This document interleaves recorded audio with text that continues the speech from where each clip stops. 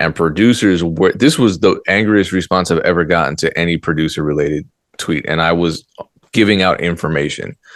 So on the one hand, the music business is too hard and there are gatekeepers at the top. And on the other hand, when people give you information, you get mad.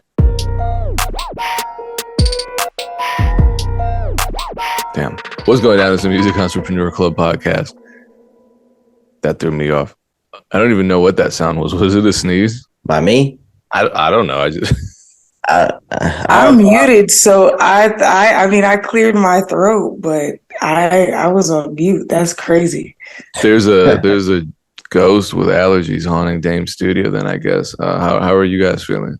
A little tired this morning, but I'll be back in not back. I mean I'll be ready in a few minutes. I'm just a little tired, so but looking forward to today's topics. But yeah, we're recording an hour earlier. Not that that's that big of an excuse, just an hour earlier. But we normally record this podcast at 8 a.m. my time. We're 7 a.m. That's why it's a little darker, I guess. And it's raining in LA, so that sucks. This rain is ridiculous. I mean, it's better than the alternative. What's the alternative to rain? A drought. Oh. Yeah, we should. I mean, we've gotten so much rain in the past month and a half that hopefully, I don't know how that works. I don't know what they do with the water and how that, makes it so it's not a drought. But do we just drink rain? We don't drink rainwater. I don't know how that works. I'm gonna sound super ignorant right now. Maybe I missed that part. Someone will explain the concept of like aquifers and water treatment facilities in the comment section. I'm sure we have smart followers. Most of the issues with the drought aren't human drinking water because LA doesn't have human drinking water. Y'all ship it in from other cities around California and drain their cities and cause droughts there. But it's about like fires. Yeah, LA is wild.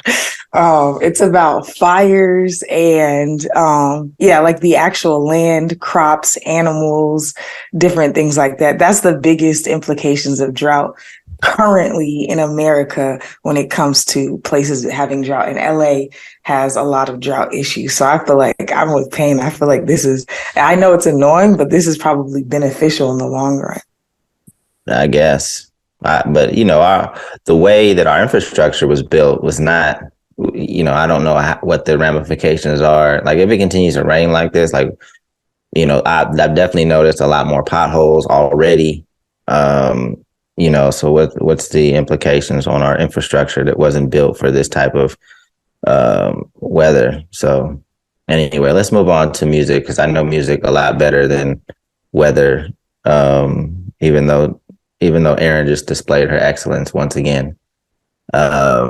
So I just watch a lot of documentaries. There you go. Anyway, so my topic today, I guess we can maybe eventually get into like signing to an artist in general. But I put out on Twitter and on Instagram, I asked people to name successful independent artists that have successfully put on another independent artist, right? And let me define some things before we start this conversation because it can get vague.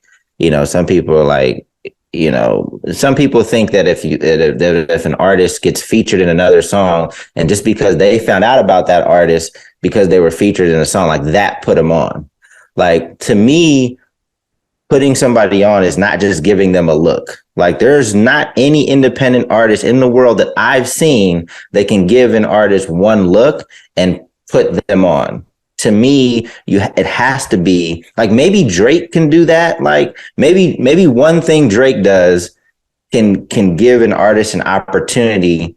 And when I say put on, it's like it's an opportunity that gives that artist a chance to be a self-sustaining artist themselves. They go from not being a full-time artist to being a full-time artist because of what this person or organization did.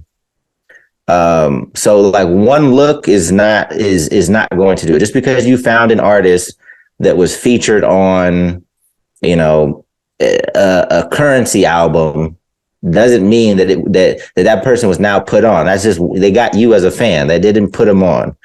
So, and I would say that, like, again, using these metrics is tough.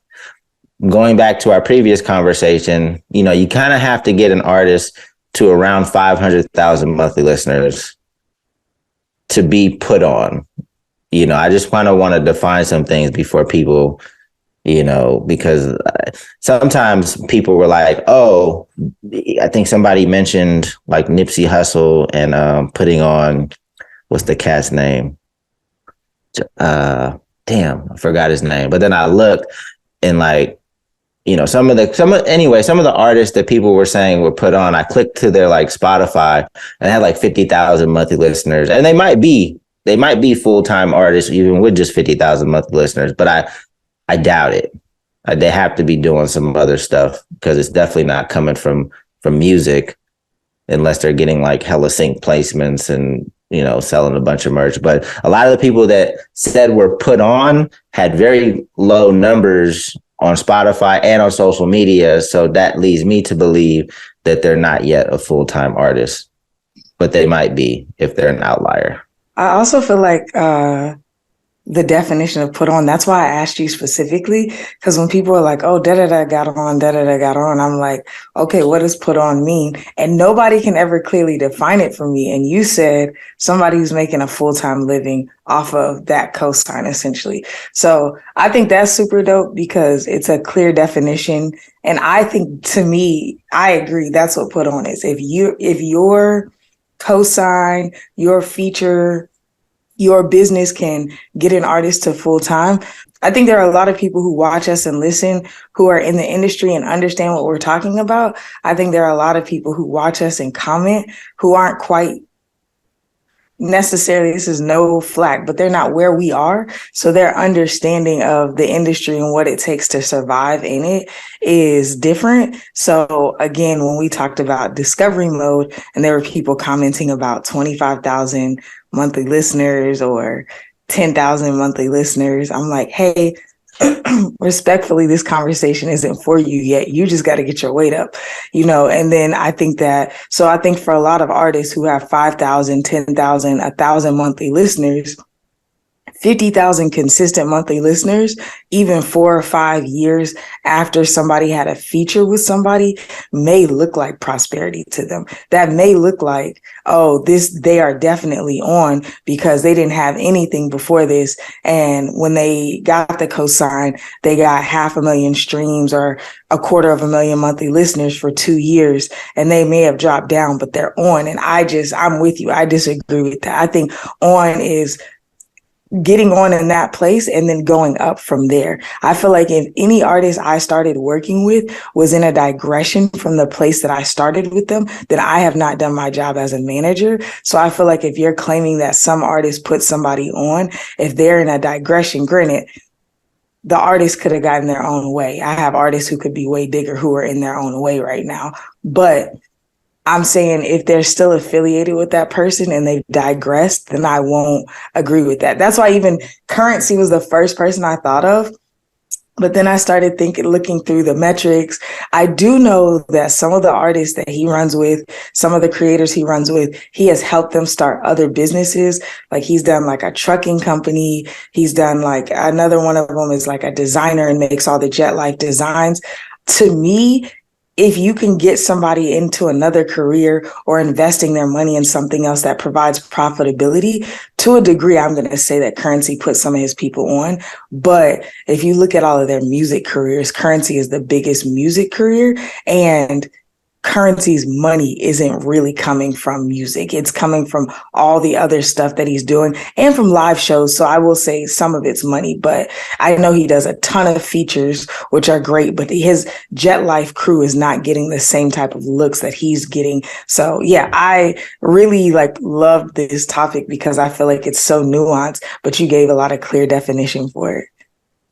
Yeah, and the other thing and the reason is not just having this conversation just to have it. The reason that I wanted to have it is because there's a lot of independent artists out there that may be doing well or maybe just became a full-time artist that think they're about to start a label, right? They think they're about to start a label And there's other artists, you know, again, if you're not finding success, you might be enticed to sign to an independent artist. But it's so rare that an independent artist is able to make it work for somebody else.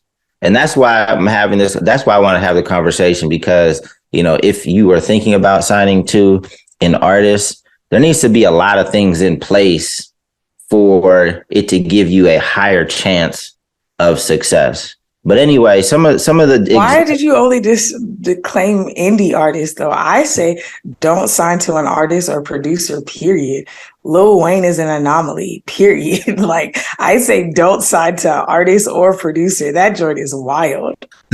I would agree with that. I just live in the independent world. But the same things are gonna apply, right? Because to me, you know, the examples that people gave, whether it was Tech Nine, and I would kind of debate like the success of a lot of their art. Like, a lot of their artists like aren't full-time artists. Like, you know, we could have a whole debate just about strange music, you know, but I'll throw them in there. Tech Nine, okay, put them in there. Rhyme Sayers, you know, and what, you know, what they did. Again, we could have some of the same debates about Rhyme Sayers, strange music. Who else was that? We could get some of these artists on here. Yeah, and talk about their experience for sure. But will they be honest? Because nobody wants to. And not to say that they won't be honest about their experience, but some people aren't going to get on here and be like, I'm not really making that much money. I know artists now who are making enough full time, but they're really not making a lot, and they're figuring it out, but they would never admit to how little money they're making off of their music. That's the only reason I'm saying that. Right. I'm talking about people I know. Yeah, there's definitely if they'd come on, then they would be honest. It's just a matter of getting them on here. For sure. This one you would know more about, but I think qualifies is like Lecrae and his team. I know you have a lot of experience. Listen, I'll tell you, no. And that doesn't mean that you win with every artist. Like, it doesn't mean that you win with every artist. But didn't they sign Andy Mineo? Andy Mineo does really well. Andy Mineo, yeah, Andy does really well. But a lot of Andy's, I'm not going to say he does well and he has a great team, but Andy is also a white rapper in the Christian space. So churches love him. He's going to get booked. When you sign some of these black rappers or these younger rappers, even Hovey, who signed to Lecrae, younger white rapper, when he first started, I know his old manager, he's no longer with him. But when his manager started managing him, it was 2.5 years into him being signed under Lecrae, and he had $23 in his bank account. Like, that man saved him. Do you know what I'm saying? So it's like, and that man, I mean his manager.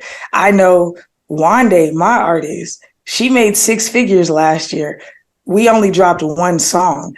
All that money came from bookings, brand deals, and stuff that I did to hustle to make her make money. Like, artists signing to labels, especially signing to other artists, is not guaranteeing you anything. If you have a good team, you can win regardless. But if she would have just been by herself, I know she would have been stuck trying to figure it out, because I was her second manager and she was stuck trying to figure it out. And she's a smart hustler, but I'm not going to get into the business of everybody else, but I know a lot of the artists at the label's business. And it's like, again, the vast majority of them make their money off of going to white churches. Okay. But so I'm trying to think of who some of the other examples. So people kept saying Russ.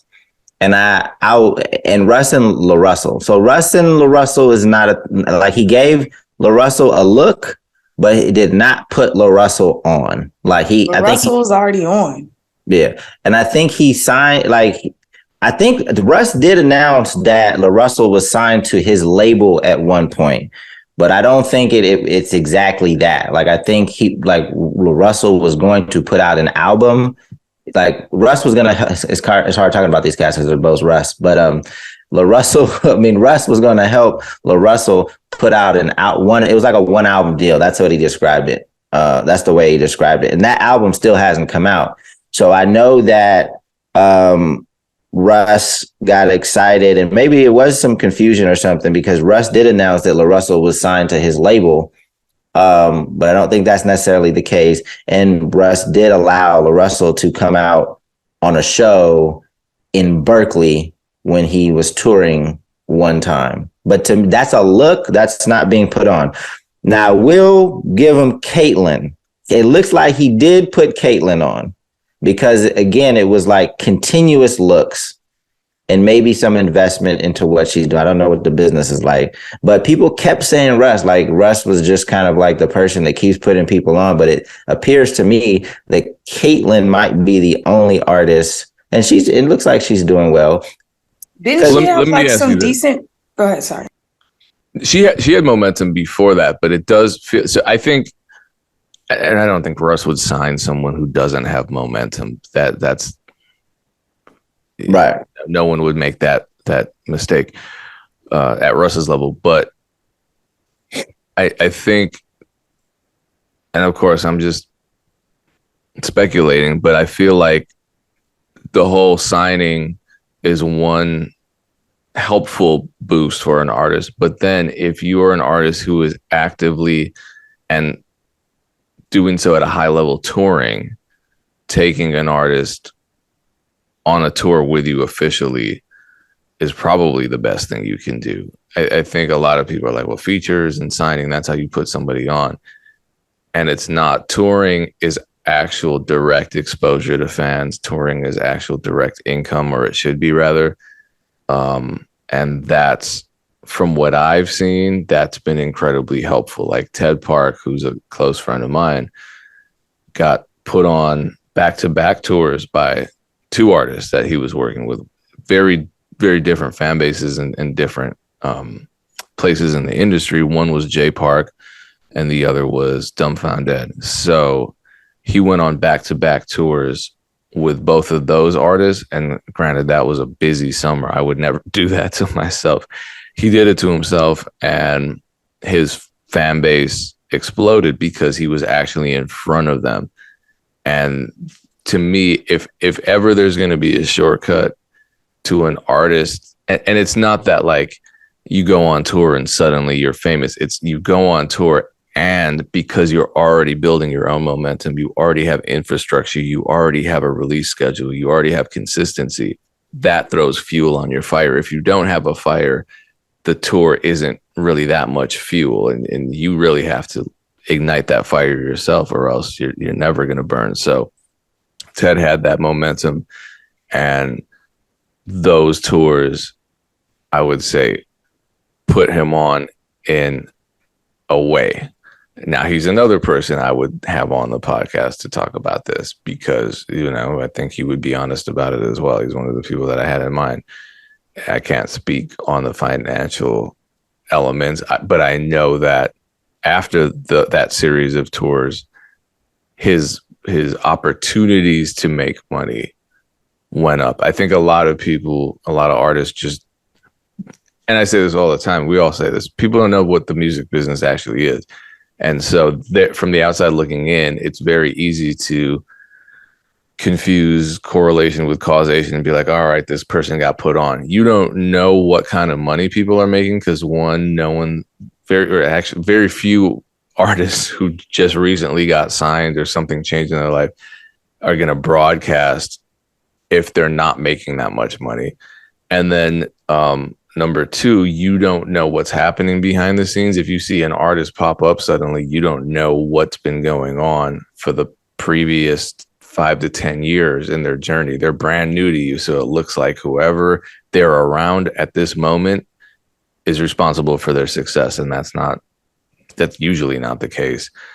And then also people just think that like getting signed or getting a feature suddenly means money coming in, but they can't explain where that money's coming from because they don't understand how the business works. So that's why I think this narrative gets so complicated and heated as a debate, because people are clinging to these ideas that in the music business, money just comes from anywhere. And I think that's why the term put on is so contentious, because as Aaron says, people can't even explain what it means, but they have this vague concept in their head as to what it looks like. And I'd say 99% of the people who think that way have it wrong, just because they haven't experienced it. They haven't spoken to people who can explain it to them.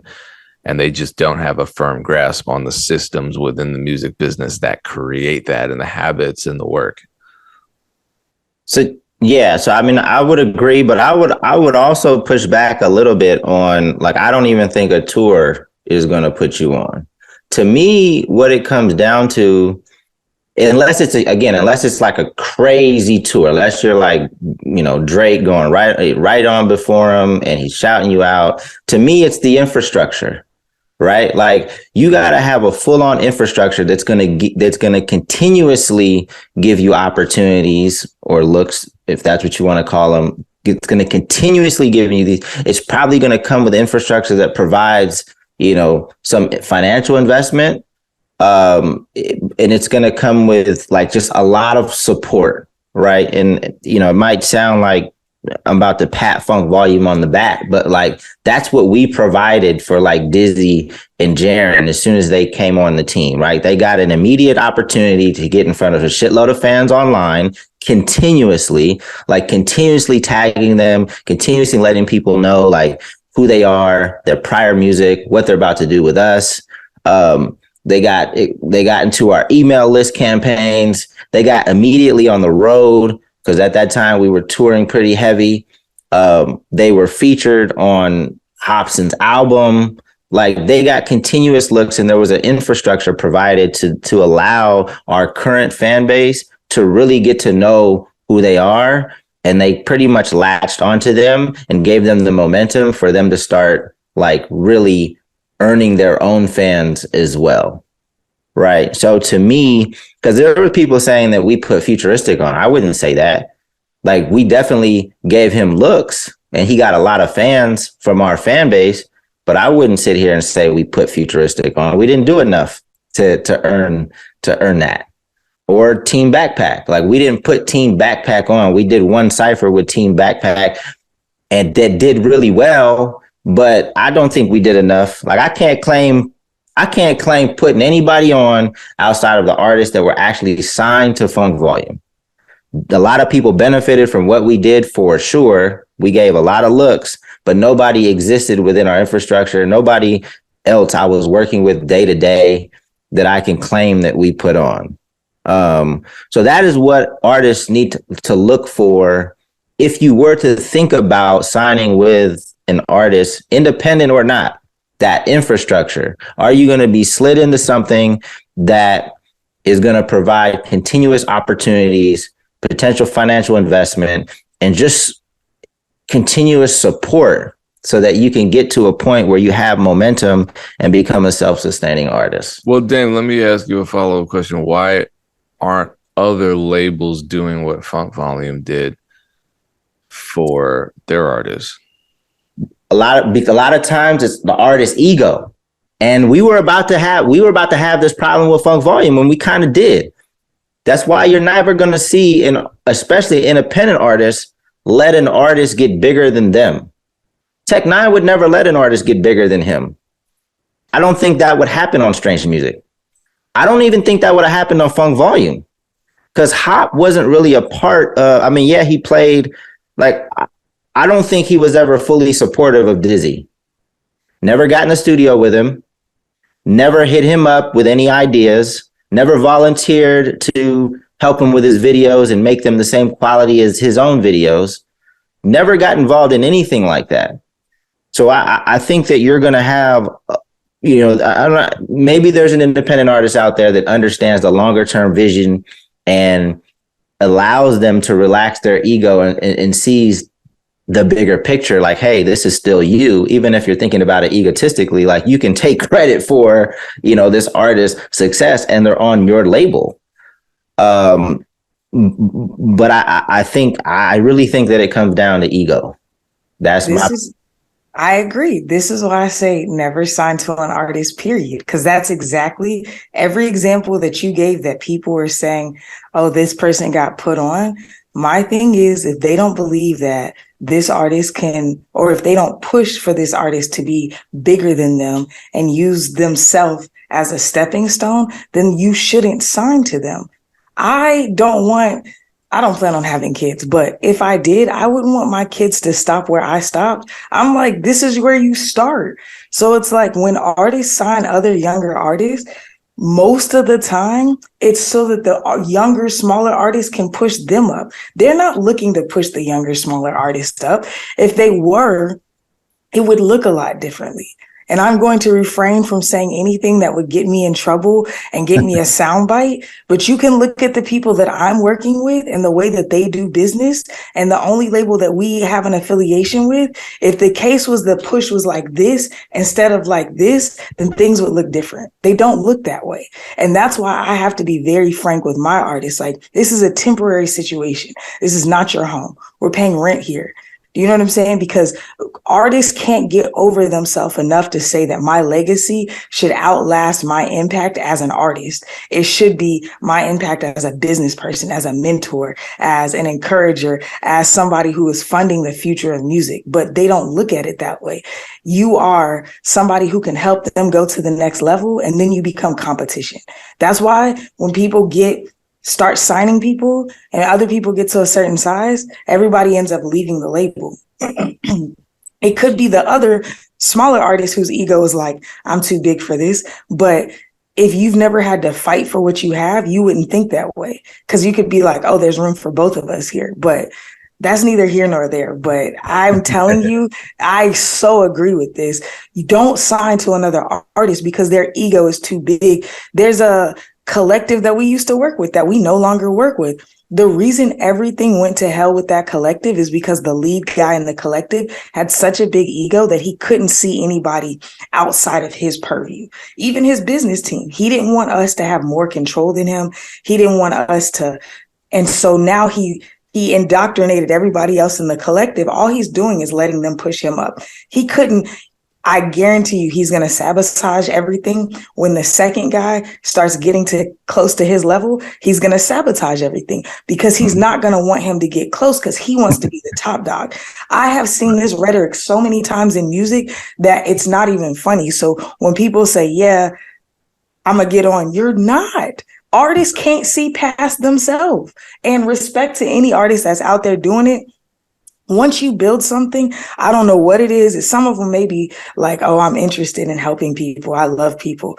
But as soon as you grace the success that you're looking for, as soon as you experience it, a lot of times that whole narrative switches up. And I've seen it a million times, because what's really in you, the thing that's in you is that you want to be validated and you want to be seen for who you are. So don't sign to an artist, because artists' egos are crazy. The moment that they see that you're coming close for them, they're going to make sure that you feel lesser than. And I've seen it so many times. I could give a million stories for that. I've seen artists who aren't even close to making a full-time living off their music, walking around putting people on. Yeah. So that was Hop for sure. You know, he did. I don't think he liked Dizzy getting as much traction. I don't think he liked Dizzy getting Dizzy was our cool guy. Hop was not our cool guy. And I think Hop envied that. So it wasn't even just the amount of, the momentum that he was starting to build. It was the type of, right? It was just cuter girls, stereotypically cooler looks that Dizzy started getting. I don't think Hop liked that at all. So and again, it's going to sound like me gassing myself up, but if you are to sign to an artist, you need to make sure that there's somebody like me sitting next to them, right? Because Hop's not going to help you coordinate your album or take you around and do press runs. And he didn't do any of that. Half the time that Hop tagged Dizzy in a post, it was actually me. It was actually me. It wasn't genuine support. It was I have control of Hop's socials. This is his he has to tag Dizzy because this is what, this is part of what should be a benefit of being on Funk Volume. You should be supporting your artists. It wasn't genuine support, that ideas that he thought of. It was me kind of controlling things on the back end. So yeah, so and the other thing, if it's not ego, because LaRussell believes that his platform is going to put on artists too, and maybe it does, but I think the other thing that artists get wrong is like they think that they can put artists on the same way they got put on, right? The formula don't work for everybody, right? I think sometimes people that have like that it factor don't recognize that that was kind of the thing that put them on.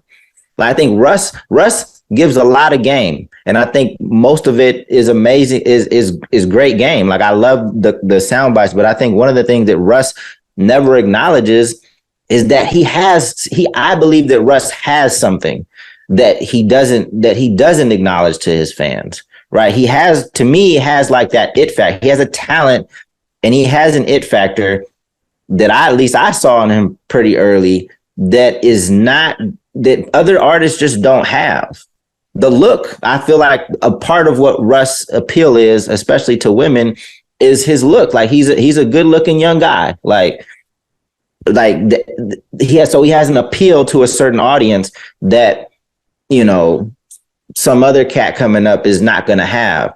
So you can't run the same plays with every artist, and a lot of artists don't understand that. Like Hopsin can't run the same play. Hop is in a certain lane. Hop is in, he wears wide eye contacts.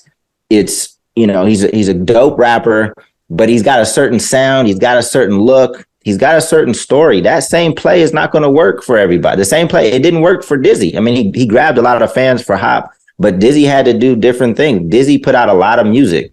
Hop only put out like 3 albums, and I worked with him for over like 8 years. Dizzy put out like 7 projects, and I worked with him for, I don't know, 3 or 4 years. So the same plays don't work. And I know I've been hogging the mic, but I'm done. You guys can talk for the rest of the podcast. Well, I want to talk about this paradox that I see a lot, and it was commented on a TikTok video I made about the music business and the notion that it's too hard to learn. And this is from Smashville 730. He says, music business is littered with gatekeepers. We still have to talk about gatekeepers on a future episode. So already he's starting to give Aaron a reason to make that face. Music business is littered with gatekeepers. It starts from lawyers to the labels, comma, being an independent artist is hard. You have to know everything. And I feel like that's a great comment because it summarizes this this notion that artists have, that is all at once an excuse for not succeeding, padding for themselves, and then also a reason for not even trying. So any narrative that discourages you from even trying to pursue something you want to do is terrible. And that's why I want to talk about it. So hopefully people who might be leaning towards this narrative can abandon ship as quickly as possible. So it's like in that message, he's having it both ways. On the one hand, it's too hard to work for a major because they're exploiting you. And then on the other hand, it's too hard to be independent because you have to know things. So also the music business isn't that hard. I think, Dame, you said it's possible to learn all you need to know pretty much in a month or 2 about the music business. You said that before, right?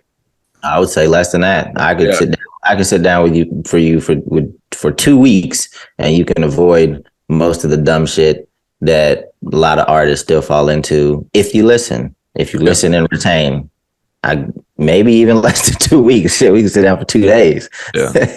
Well, I think it depends on the person, and most people, unfortunately, that I speak to and interact with who are up and coming producers, whatever, they're not listening. They're just waiting for their turn to talk, and then usually just talking over me when it comes to the music business. But think about a professional degree, a 2-year or a 4-year degree, even. That's a full-time commitment for years. That's way harder than the music business. I think people see the music business as low-hanging fruit. They won't admit it, but I think a lot of people see it as low hanging fruit. And then when they realize they need to learn what an IPI number is, they freak out because they were thinking they were just going to sit back in a high class studio and count money on a couch. But when you realize you actually have to do work, then it's like, oh my God, this is way too much. Why do we have to learn all this? This is crazy. We should just be making music. And it's like, cool, make music. But then you're in music. You're not in the music business. It's literally in the name. And how many of us puff our chests out like we're really doing something out here making these beats? And then when someone puts a contract in front of us, we turn into babies and we jump on the internet and complain about how the music business is taken advantage of. And it's like, we're not listening to the people giving us information. We're not seeking the information ourselves. We're like, oh no, we're making beats. Anybody that knows anything about the music business is a gatekeeper. They're not here to help me. I'm not going to listen to them. And then something happens where they use a sample in a record. There goes their publishing. How did this happen? Or someone puts a contract in front of them and they sign it. I didn't understand that. That wasn't right. It's like it's your responsibility to learn about this field that you're in. You can't just rebel against information, be angry at information, then expect positive things to happen. I recently tweeted about how the fair use doctrine doesn't apply to sample-based beats. And producers were, this was the angriest response I've ever gotten to any producer-related tweet. And I was giving out information. So on the one hand, the music business is too hard. And there are gatekeepers at the top. And on the other hand, when people give you information, you get mad. It's saturated at the bottom. It's not saturated once you decide to stop following the crowds of ignorant producers and rappers and managers, et cetera. Because I'll tell you, it's not just producers. I got an email the other day from a rapper's manager. And it just didn't make sense. The manager was talking about copywriting through BMI and all this mess. And I'm nervous for the rapper. I feel like we as music makers should strive to know as much as our managers and close to what our lawyers know, if possible. And if we end up knowing more than our lawyer or our manager, fire that lawyer, fire that manager. But the music business is really not that hard. It's not. People are learning it every day. I take a slightly different approach, Payne. If you say that it's too much to learn being independent and it's difficult breaking into a major, leave. Like, we don't need that many artists. That's what I was going to say. That's not a different approach. It's just a harsher approach. I'm not even going to try to convince you. Yeah, it's hard, man. It's hard. Go be an engineer. Go be a plumber. Go be a lawyer. Do whatever the hell else you want to do. Plumbing isn't hard. Engineering isn't hard. That's what blows my mind, because someone will be like, man, I can't even mess with this music anymore. I'm just going to get a job. And then the job they get is like in construction or something. And I'm like, that's way harder. What are you talking about? I mean, it's way harder physically, but it's not harder to become, right? Like, I mean, it depends at what, construction is a wide range of things. So I don't know. We can't lie to folks. If there you have two people, one set out to be a construction worker, one set out to be a hip hop artist full time. Percentage wise, who's going to accomplish their goal? Oh yeah, no, there's more of a need for construction workers, and you get hired, you learn, you can rise in the ranks. I mean, you can do that with music, but it's way less likely. I just think for myself, a lot of people like me are like, I just have to make music. That's what I'm supposed to do. And then they do everything but that. And I just think someone couldn't just put a shovel in my hand and be like, all right, do some construction. I wouldn't know where to start. There's a lot of background information involved in becoming a construction worker or any of these trades. There's a ton you just have to be good at that kind of stuff, especially when it comes to plumbing and like electrician work.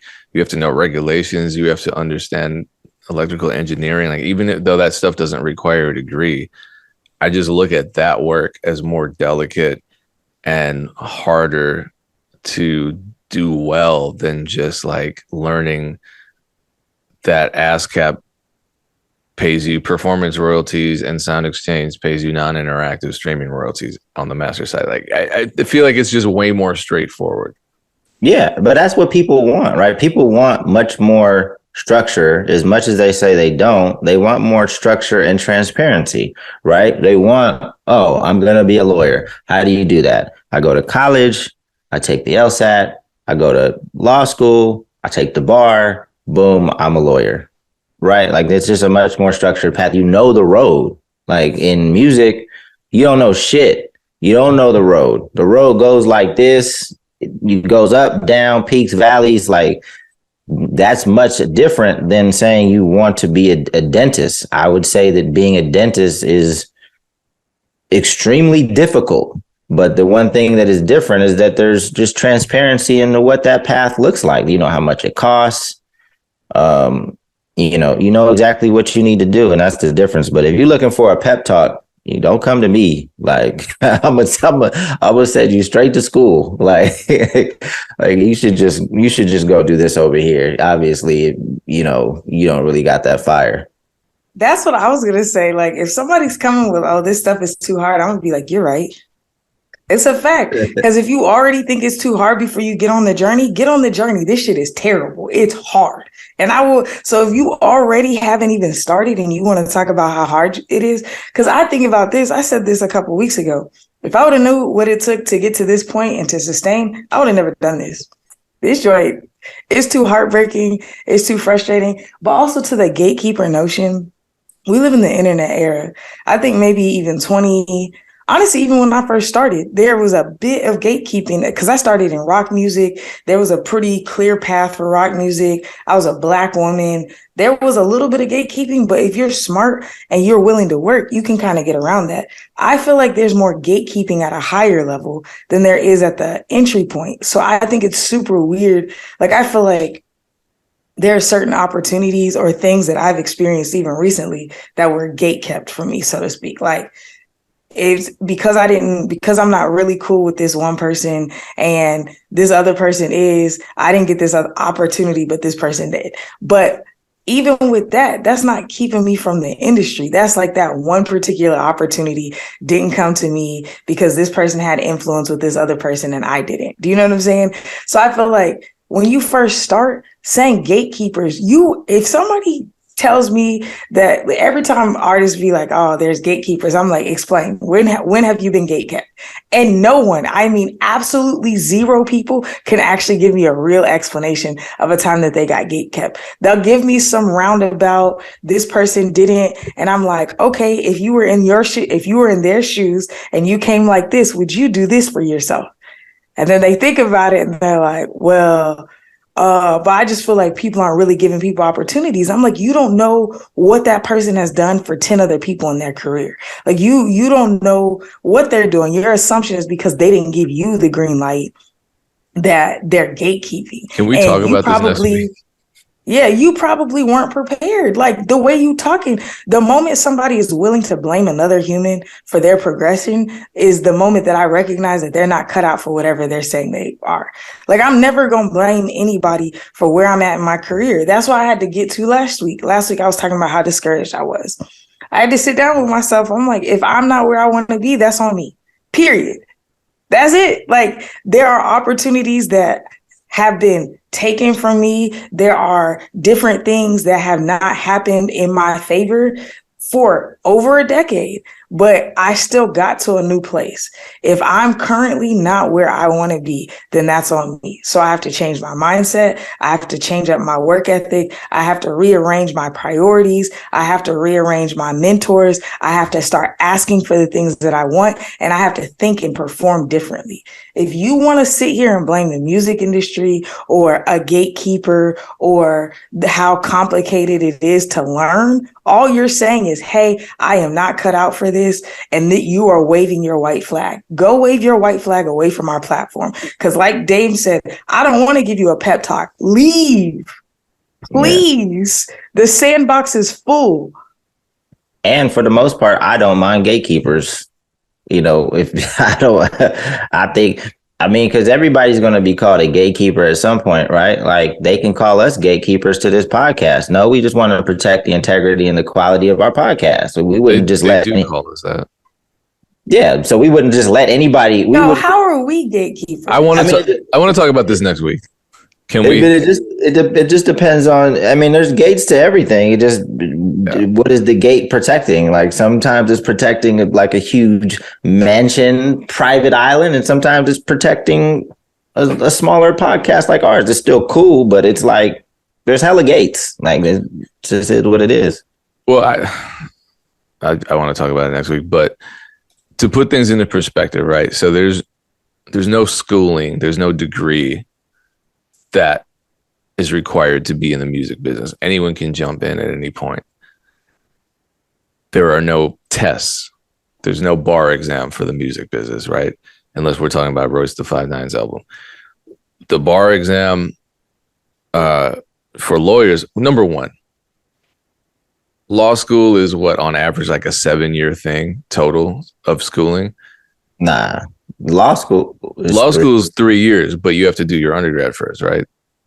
Right. And I think there's a way to get to being a lawyer. What is the Kim Kardashian route? I think there's just like a apprenticeship route to being a lawyer. So there might be 2 routes, but well, regardless, it's years of commitment. I mean, let's say at least 5 years of commitment, and probably more on average.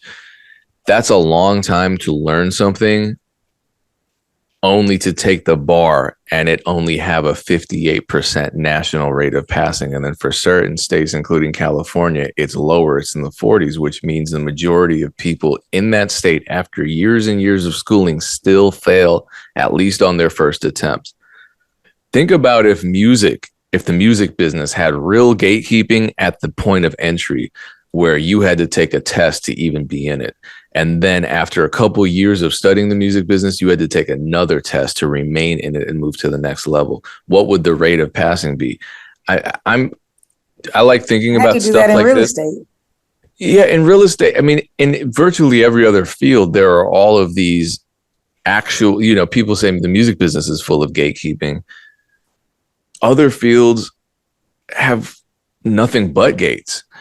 And in addition to that, it's formalized training where they're assessing you at any point, and you can get ejected from that field.